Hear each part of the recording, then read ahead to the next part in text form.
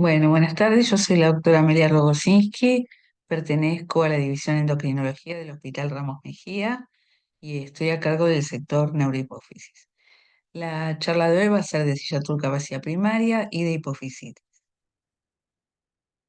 La silla turca vacía, ese término, también llamado aracnoidocele, se define como la herniación del espacio subaracnoideo dentro de la silla turca, asociado con algún grado de aplanamiento de la glándula hipofisaria contra el piso celar y elongación del tallo, como podemos ver aquí en un corte sagital y aquí en un corte coronal, donde también ha descendido el quiasma óptico en la típica Y. Es un hallazgo neuroradiológico incidental. La silla turca vacía se clasifica en dos grupos. La secundaria, que está originada por complicaciones o tratamientos de adenoma hipofisario, como puede ser la cirugía y o la radioterapia, infecciones a nivel hipofisario, síndrome de Sheehan, hipofisitis linfocitaria, traumatismo craneoencefálico. Y la primaria es cuando no se conoce el proceso patológico previo que la ha originado. La silla turca vacía puede ser total y parcial. La parcial es cuando menos del 50% de la cavidad celular está ocupada por líquido cefalorraquídeo y el grosor de la glándula es mayor a los 2 milímetros, como podemos ver aquí en un corte sagital y en un corte coronal, a diferencia de lo que es la silla turca vacía total, donde más del 50% está ocupada por líquido cefalorraquídeo y el grosor es menor a 2 milímetros, como vemos en la imagen inferior. Los mecanismos patogénicos por los cuales se produce la silla turca primaria, vacía primaria, son estos. Una es que haya una deficiencia del diafragma supracelular, con lo cual hay ingreso de líquido cefalorraquídeo dentro de la cavidad. También hay factores supracelares como la hipertensión idiopática intracraneal intermitente o persistente, la pulsatilidad del líquido cefalorraquídeo, la obesidad, la hipertensión arterial sistémica, y también hay factores que dependen de la misma glándula hipófisis. Por ejemplo, en condiciones donde hay variación del volumen hipofisario. Por ejemplo, en el embarazo, en la lactancia, en la menopausia, o por ejemplo cuando hay defectos hormonales primarios como un hipotiroidismo eh, primario de larga data, que no se ha corregido. Este es un estudio que se hizo en forma prospectiva, viendo la incidencia de hallazgos celares incidentales detectados en imágenes en un gran centro médico académico. Los hallazgos celares verdaderamente incidentales fueron 45, que fue esto un 1,2%. La silla turca parcialmente vacía y la silla turca vacía total fueron los hallazgos más frecuentes y tuvieron el doble de probabilidades de ser detectados en la resonancia versus la tomografía computada. Todas las demás lesiones descubiertas incidentalmente, incluyendo un microadenoma y un macroadenoma, se detectaron solamente por resonancia magnética. Acá tenemos el detalle de lo que han encontrado, donde la silla primaria vacía fue de 17, y esto era un 49%, en resonancia magnética y un 9 de 9 pacientes en tomografía computada. La silla vacía total fueron 5, que era un 14% en resonancia, y 1, que era un 10% en tomografía computada. Bueno, acá vemos que se encontró un macroadenoma y un microadenoma, y siempre esto fue por resonancia magnética. Nosotros hicimos un trabajo que fue publicado, perdón, en una pituitary en el año 2013 con todos los integrantes del departamento de neuroendocrinología de SAEM, Y observamos lo siguiente, que el amplio uso de la tomografía y de la resonancia determinaron que la silla turca vacía primaria era un hallazgo incidental frecuente. Los datos obtenidos de autopsias y de estudios neuroradiológicos reportan la presencia de silla vacía en un porcentaje que va en un rango entre el 5,5% a 35% de los sujetos, con una relación mujer-hombre de 4:1. El objetivo de este trabajo fue reportar la experiencia clínica a través de un estudio retrospectivo multicéntrico en Buenos Aires, donde intervinieron los hospitales integrantes del Departamento de Neuroendocrinología de SAEM, aportando nuevos datos que colaboren en el diagnóstico, terapéutica y evolución a largo plazo de pacientes con silla turca vacía primaria. Como materiales y métodos encontramos datos clínicos de 175 pacientes, 150 eran mujeres, 25 hombres, de diferentes centros de Cava, y fueron obtenidos y diagnosticados por resonancia magnética 172 y 3 por tomografía computada. La edad media del diagnóstico fue de 48 más menos 14. ¿Qué criterios utilizamos para excluir? Enfermedades del sistema nervioso central o hipotálamo hipofisario, tratamientos de lesiones pituitarias, hipersecreción de GH o cortisol, niveles de prolactina mayores de 100 nanogramos, todo esto obviamente descartando así que se trate de una silla turca vacía secundaria. Estos son los resultados que tuvimos de los motivos por los cuales se pidieron las imágenes. Entonces, como dijimos, había 175 pacientes, 150 mujeres y 25 varones, 121 fueron silla turca vacía total y 54 fueron parcial.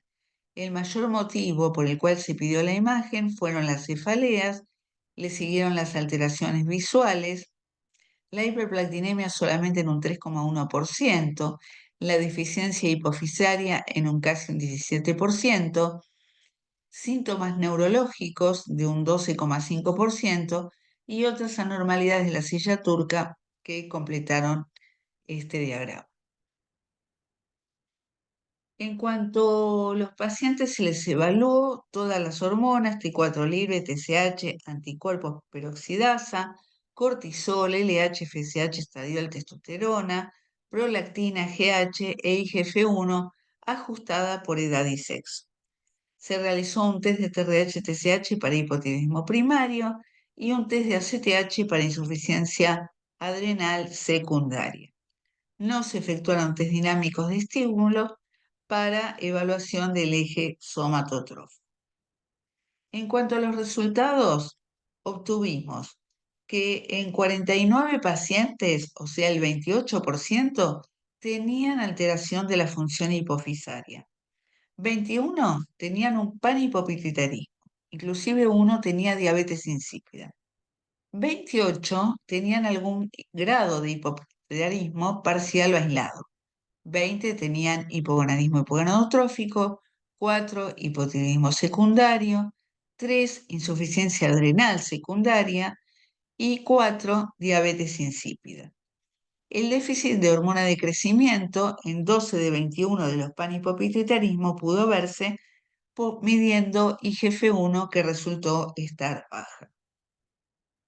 El 22% de las mujeres y el 64% de los hombres tenían algún grado de hipopituitarismo.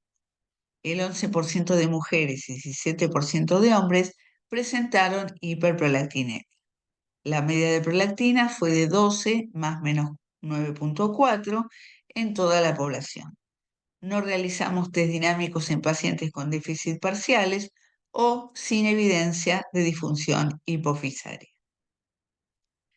Entonces, encontramos enfermedades y condiciones clínicas asociadas, como las cefaleas en un 59,4%, obesidad en 49,5%, hipertensión arterial en un 27,3% y autoinmunidad tiroidea en un 19,2%. ¿Qué pasaba con la silla turca vacía primaria y las cefaleas? Las cefaleas es uno de los síntomas predominantes, como vimos.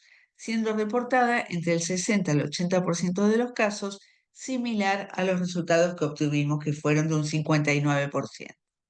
Es el síntoma más usual por el cual se realizan los estudios de imágenes, con el consiguiente hallazgo incidental en muchos de los casos de silla turca vacía primaria, 33% en nuestro trabajo. Dado que es un síntoma muy habitual en la población general, la relación entre cefalea y silla turca vacía primaria podría ser casual en algunos pacientes. En otros, la cefalea podría ocasionarse por la atracción de estructuras vasculares meningias de la cavidad celar. En cuanto a la obesidad, la silla turca vacía ha sido asociada con obesidad. La obesidad mórbida puede inducir hipercapnia, la cual estaría relacionada con la elevación crónica de la presión del líquido cefalorraquídeo e inducir la herniación del espacio subaracnoideo supracelar. Se ha documentado una clara relación entre la presión intraabdominal, intratorácica e intracraneal en obesos.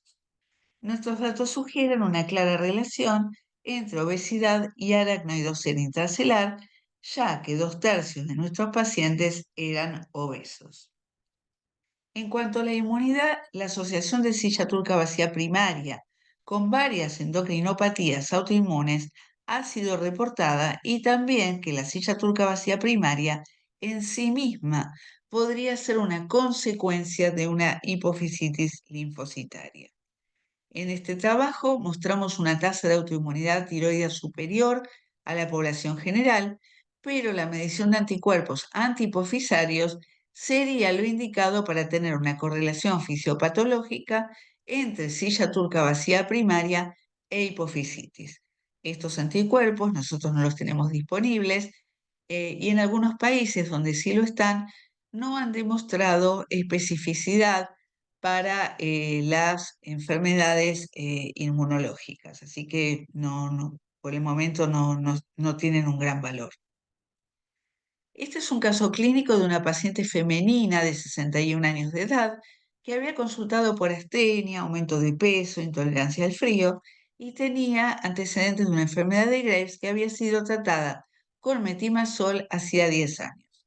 Había tenido su menopausia a los 51 años con síndrome climatérico y tenía una piel seca de frecuencia cardíaca de 66 por minuto y una tiroides de 35 gramos irregular. Pedimos un laboratorio, el cual nos mostró una T4 libre baja, una T4 total baja, una TSH inadecuada para esos valores, anticuerpos positivos, PROLA de 62 y un cortisol normal.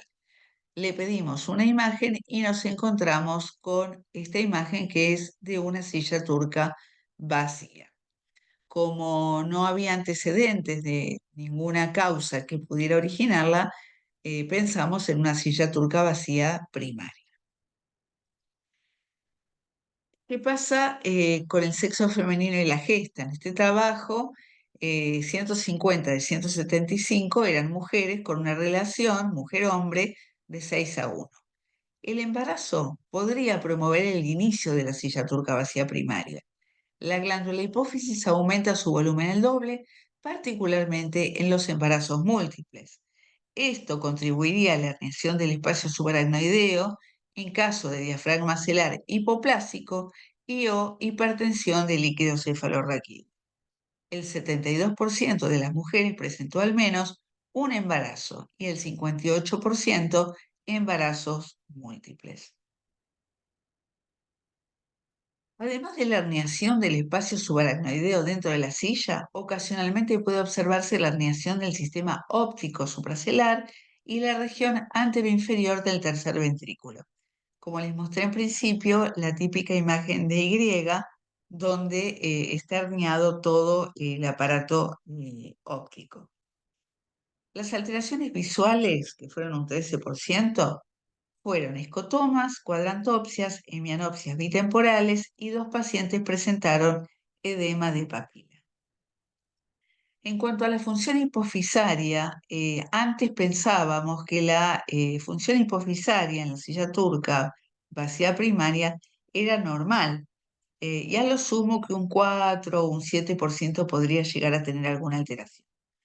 Los trastornos más frecuentemente asociados a la silla turca vacía primaria son la hiperprolactinemia y el déficit de GH, y diferentes grados de hipopituitarismo que oscilan entre 8 al 60%. Estos eventos se explicarían por la compresión crónica que ejerce el líquido cefalorraquídeo sobre la glándula y el tallo hipofisario. En nuestro trabajo, 28% de los pacientes tuvieron algún grado de hipopituitarismo y 43% con déficit completos.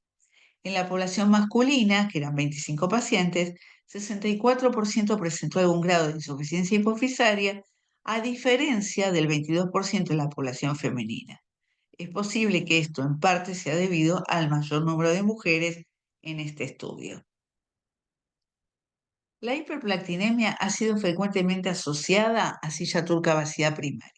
Su incidencia varía entre 10 a 37,5% y sería la hormona más frecuentemente alterada. La fisiopatología se relaciona con la compresión del tallo hipofisario, secundario al aumento de la presión del líquido cefalorraquídeo a nivel de la cisterna supracelular, que ocasiona disminución de dopamina. Los niveles de prolactina son usualmente menores de 100 nanogramos por mililitro. En cuanto al déficit de GH, es un evento temprano en los pacientes con silla turca vacía primaria. Hay menor respuesta de GH al estímulo con GHRH más arginina en un grupo de pacientes con silla turca vacía primaria sin evidencia de otros déficits hipofisarios. No se puede descartar la influencia del sobrepeso presente en la mayoría de los pacientes, dado que la obesidad podría jugar un rol fundamental por su acción sobre el descenso de la reserva secretoria de GH. Encontramos déficit de GH en 12 de 21 pacientes con panhipopituitarismo evaluados a través de IGF-1. Esta última considerada un test confiable para diagnóstico en pacientes con 3 o más deficiencias. El resto de pacientes no fueron estudiados.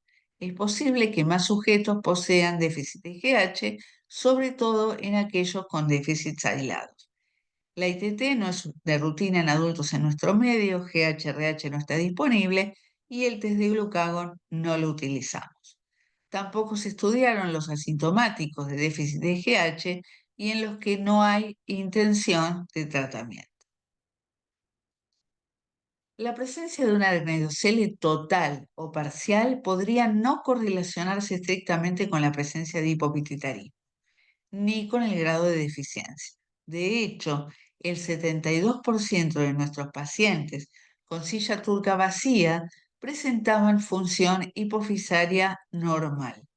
El 28% restante, que eran 49, con algún grado de hipopituitarismo, el 66% de ellos presentaron silla turca vacía total, indicando un mayor deterioro de la función en aquellos con menor tejido hipofisario.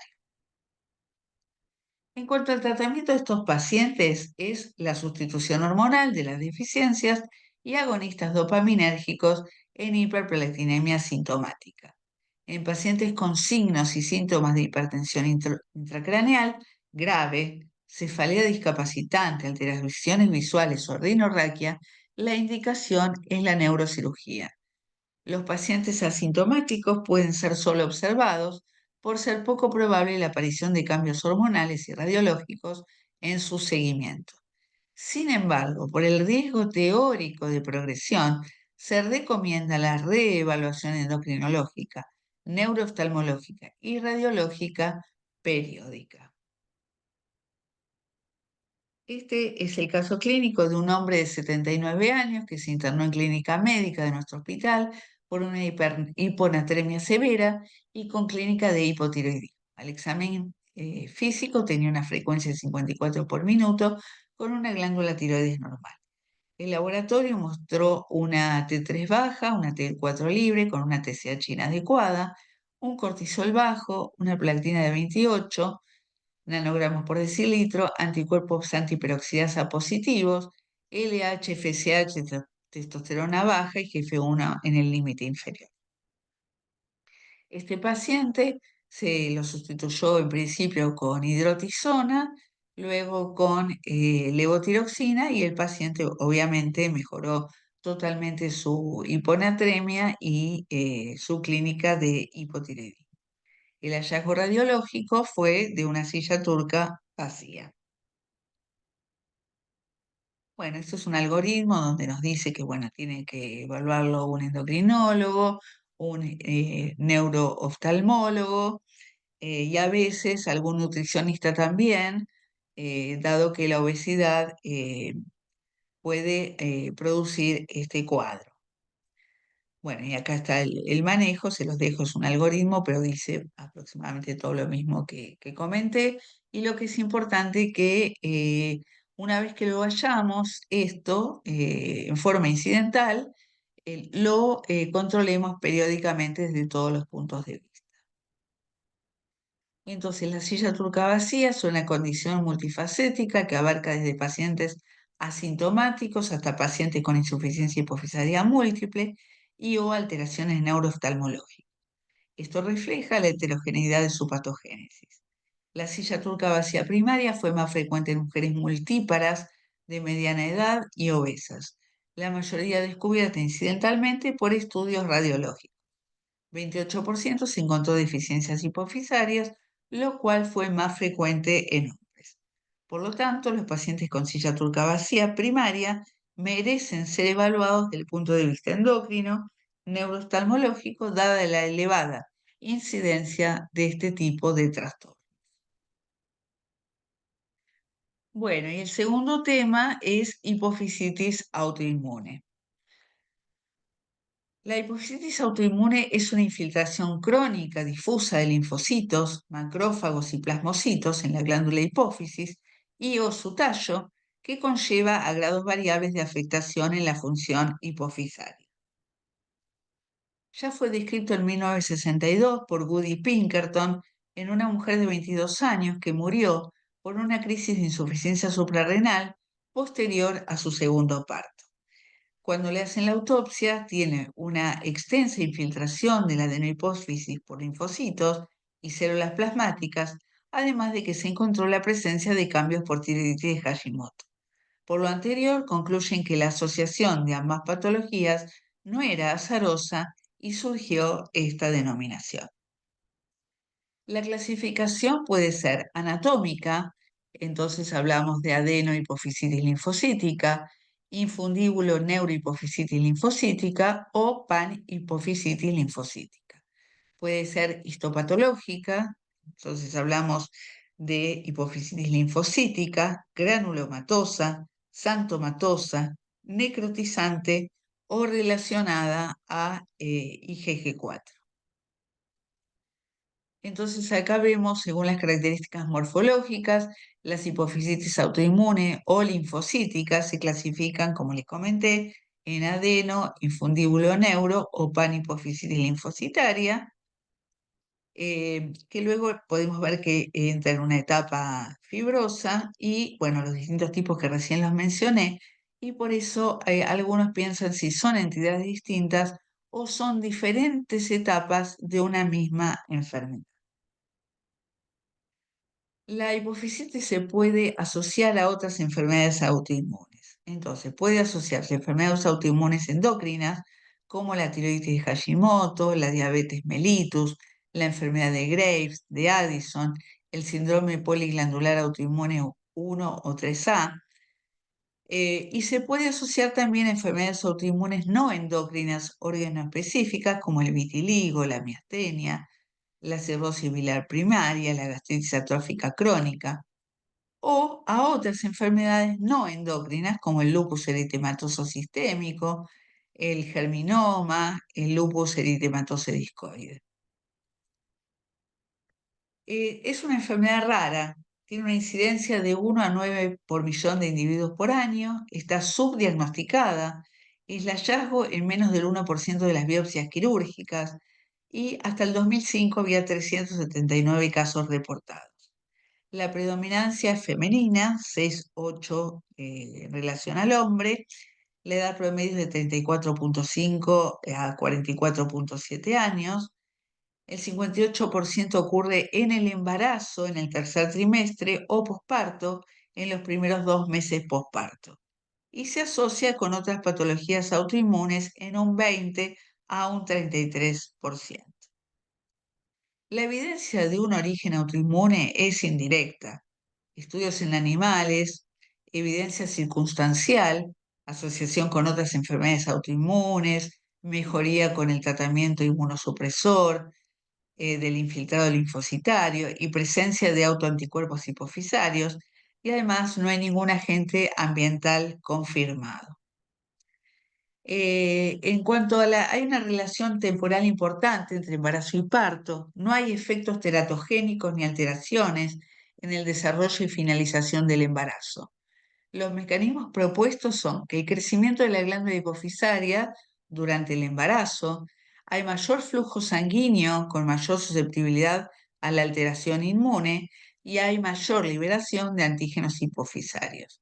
Acá vemos una hipófisis normal y acá la vemos hiperplasiada en el embarazo. En cuanto a la hipofisitis por IgG4, el rol exacto del IgG4 en la patogénesis es desconocido. Podría actuar en el fenómeno inflamatorio. Se presenta como lesiones pseudotumorales con infiltrado linfoplasmocitario, células plasmáticas IgG4 positivas, más de 10 por campo, y fibrosis en múltiples órganos. Yo marqué en amarillo los datos más importantes. Los otros, si se encuentran, son importantes, pero para poder llegar a los criterios de Leporati y hacer el diagnóstico de hipófisis por IgG4, lo que está en amarillo es lo que tenemos que tener en cuenta. Que haya una masa celar y o un tallo engrosado por resonancia. En general hay alteraciones séricas de IgG4 mayor de 140 miligramos por decilitro. Disminuye la masa y mejoría luego del tratamiento con corticoides.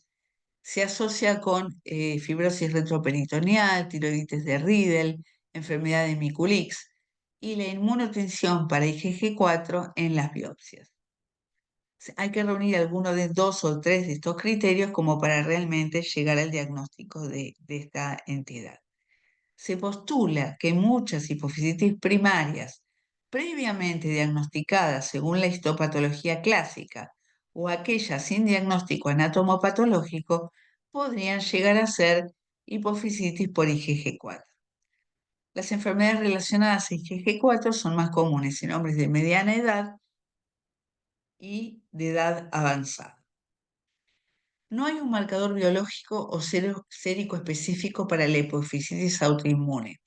Los autoanticuerpos contra una proteína citosólica hipofisaria de 49 kilodaltons, que es la alfa-enolasa neurona específica, puede estar en un 70%. La alfa-enolasa es un autoantígeno que se coexpresa en la placenta, lo que puede explicar la asociación del embarazo con la hipofisitis autoinmune. Pero los anticuerpos que reconocen a la alfa-enolasa se encuentran también en otras enfermedades como la endometriosis, el lupus discoide, la granulomatosis de Wegener, por lo que no puede ser utilizado como marcador diagnóstico de hipofisitis autoinmune. Hay otros autoantígenos como POMF, GH, rabifilina 3. Este es un caso clínico de una mujer de 23 años que consultó por una menorrea secundaria y galactorrea. Había tenido cefaleas severas, un parto normal hacía 14 meses, al examen físico y el examen visual era normal. Tenía una prolactina de 80 nanogramos por mililitro, un cortisol bajo, LH y FSH baja, T4 libre baja con TSH inadecuada y anticuerpos positivos. Cuando le pedimos la imagen, vimos la típica imagen de una hipofisitis. Como la paciente no tenía una clínica preocupante porque había tenido las cefaleas pero habían cedido, no tenía alteraciones visuales, decidimos tener una conducta expectante y esto es lo que nos pasó. A los 6 meses, la paciente tenía una silla turca vacía que se asentó un poco más al año. Y la paciente pudo recuperar alguno de los ejes afectados. Bueno, la prolactina disminuyó, el cortisol mejoró, pero quedó con un hipotiroidismo.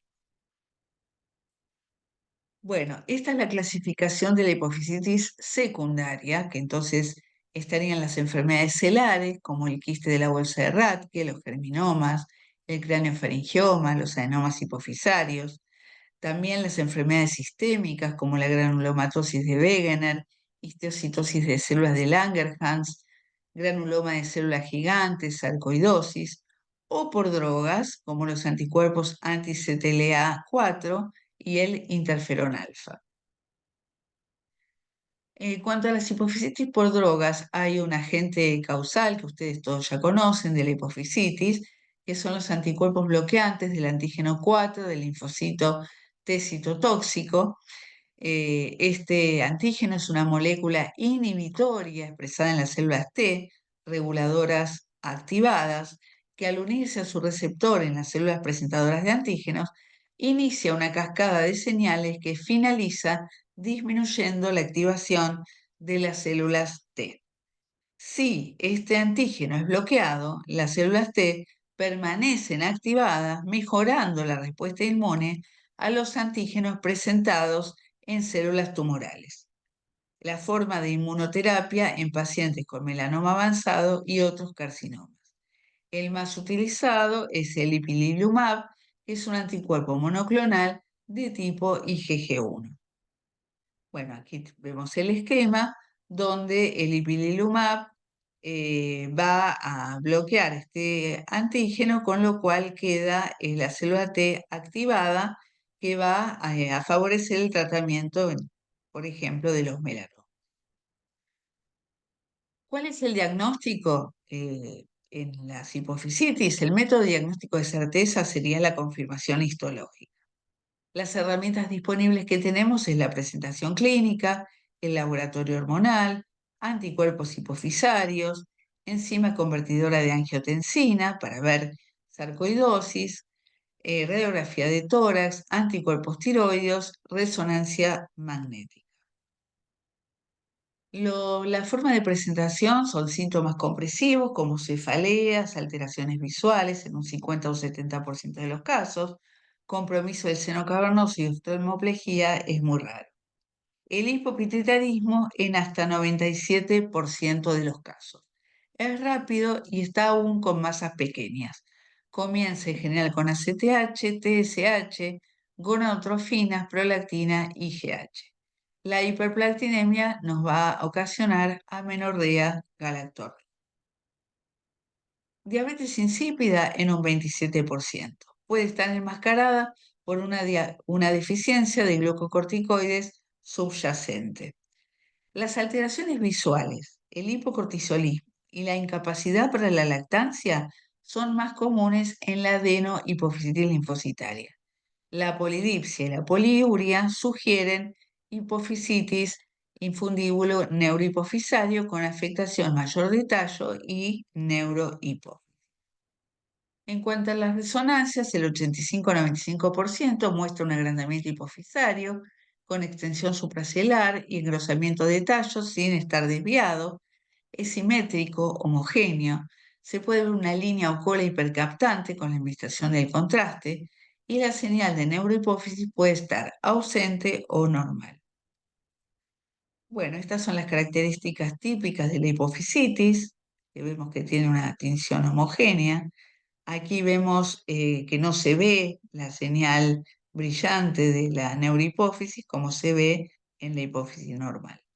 Y perdón, un dato que salió, eh, pero que no se utiliza demasiado, pero que bueno, hay que ver, es un signo oscuro paracelar en T2 y esto puede ayudarnos a pensar en una hipofisitis.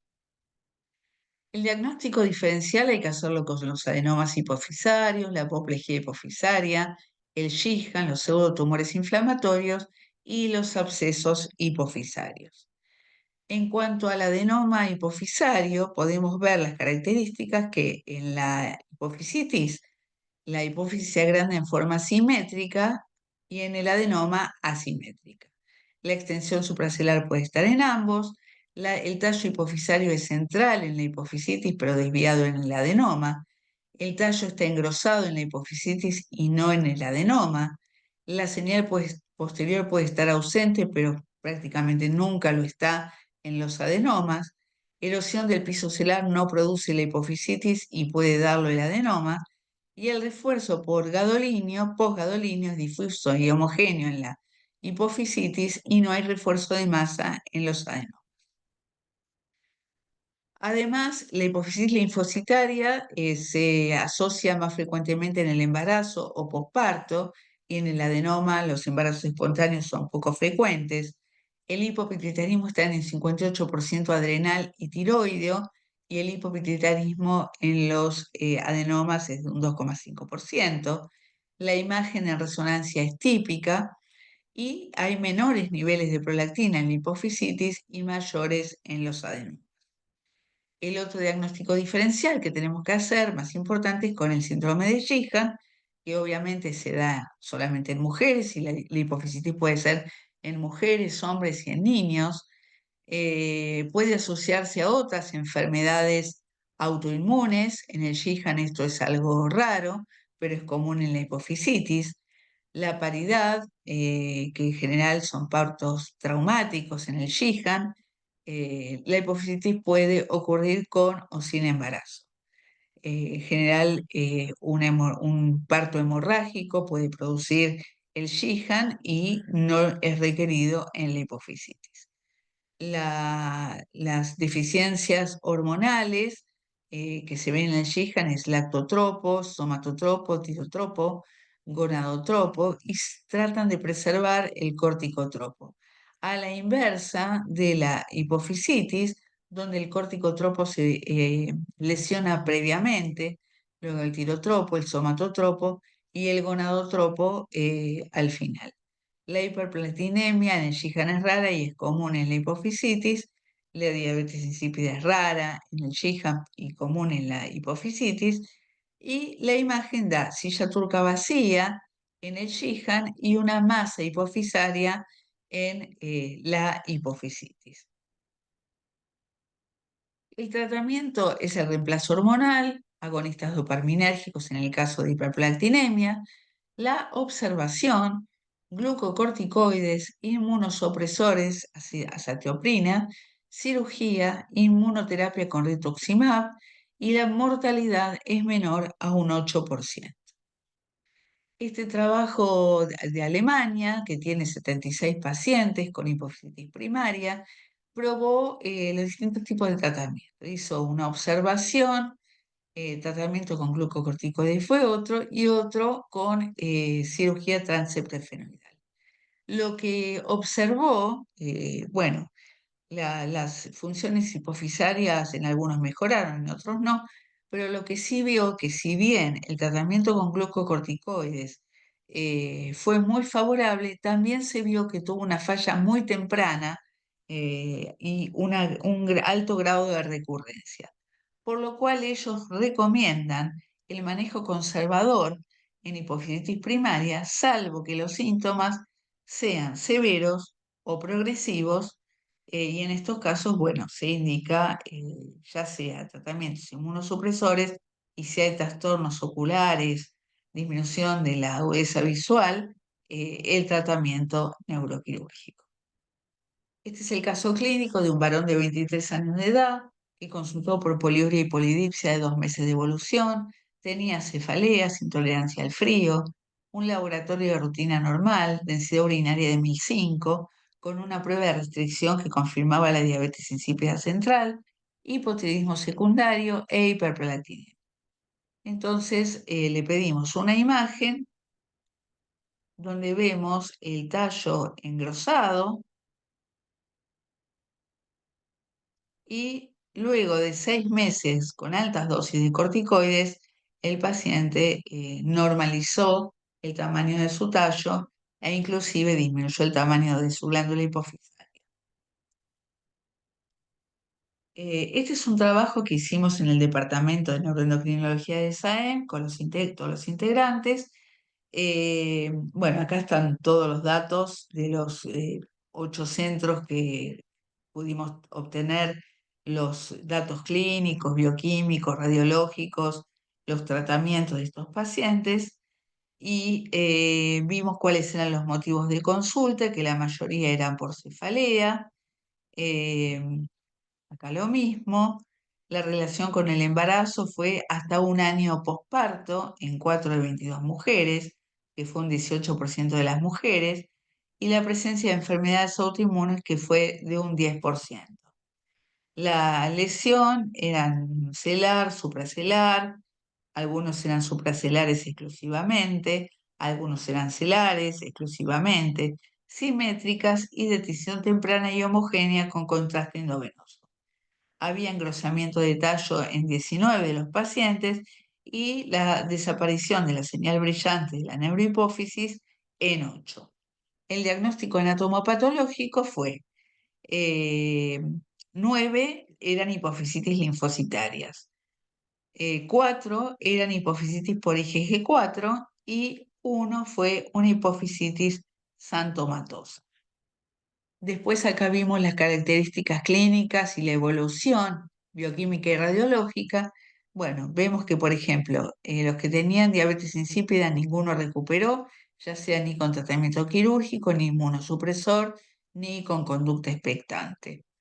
La recuperación parcial fue de un 16% con tratamiento quirúrgico y un 20% con conducta expectante. Las alteraciones visuales más o menos fueron parejas, solo que fueron menores en la conducta expectante. Por eso habíamos aclarado que cuando había alteraciones visuales importantes, o se efectuaba el tratamiento quirúrgico o el inmunosupresor. Vemos que en el tratamiento quirúrgico se agregó algún déficit hormonal, ninguno con el inmunosupresor y en 3 en la conducta expectante. La cefalea, digamos, se resolvieron en todos los casos y las alteraciones visuales también.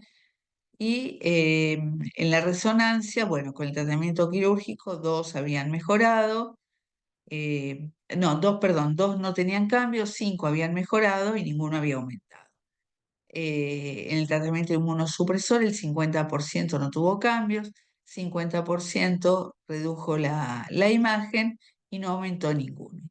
Y en la conducta expectante, el 50% no tuvo cambios, el 43% redujo la imagen y uno de los pacientes aumentó el tamaño.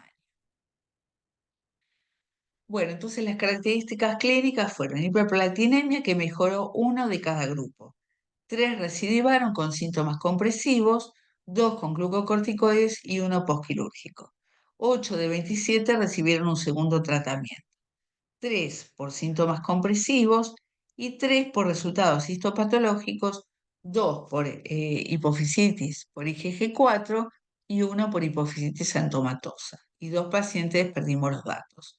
Se les indicó tratamiento con glucocorticoides por mayor tiempo y a uno de ellos metotrexate y acetoprina y a uno cirugía. Entonces, la mitad de los pacientes de hipofisitis primaria fueron diagnosticados por sospecha clínico-radiológica sin necesidad de confirmación histopatológica. Si bien la mayoría fueron mujeres jóvenes, solo el 15% se vinculó a embarazo o puerperio.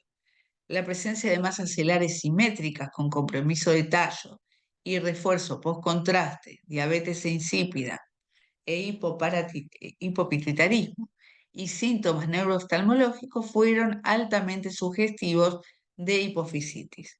El tratamiento inmunosupresor fue efectivo en la reducción o resolución de la masa celular. Más de la mitad de los pacientes no tratados experimentaron reducción espontánea de las mismas.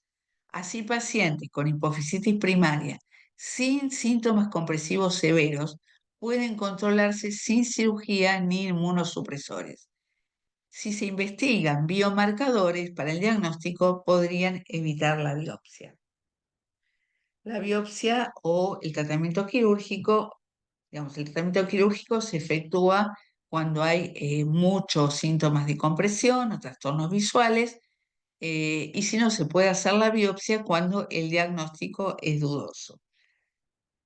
La silla turca vacía primaria es un hallazgo neuroradiológico, no se conocen antecedentes de tumores hipofisarios, enfermedades sistémicas o traumatismo craneoencefálico, puede estar asociado a autoinmunidad y no podemos descartar que la silla turca vacía primaria sea el estadio final de una hipofisitis autoinmune. Bueno, muchas gracias.